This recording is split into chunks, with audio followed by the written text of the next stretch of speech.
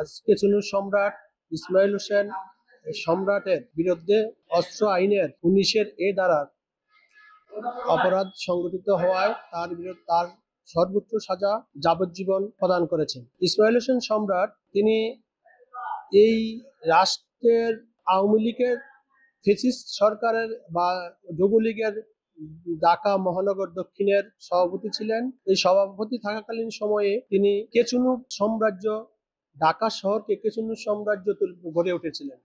তার নেতৃত্বে মানুষকে ধরে নিয়ে টর্চার সেল গঠন করেছিলেন। তার একটি অফিস ছিলেন, অফিস কক্ষে আজকের যে মামলার যে আলামত, সে আলামত উদ্ধার হয়েছেন।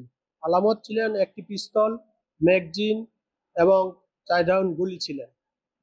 এই মামলাটি করেন তৎকালীন র্যাবের ডিএডি আব্দুল খালেক। উনি মামলাটি দায়ের করেন রমনা থানায়। মামলা দায়েরের পর যথারীতি মামলাটি চার্জশিট দাখিল করেন। চার্জশিট দাখিল করার পরে বিজ্ঞ আদালতে বিচারের জন্য আসলে চার্জ গঠন হয়। চার্জ গঠন করার পর 10 জন সাক্ষী সাক্ষ্য প্রদান করেন। সাক্ষীদের মধ্যে বাদী ছিলেন, আয়ু ছিলেন এবং অন্যান্য সিজার লিস্টের এবং জব্দ তালিকার সাক্ষীরা ছিলেন। কেচুনুর মাধ্যমে সম্রাট যাদেরকে সর্বশান্ত করেছেন, তাদের এই রায়ে আমি মনে করি বাংলাদেশের আপামর জনগণ একটা স্বস্তি নিঃশ্বাস ফেলবেন।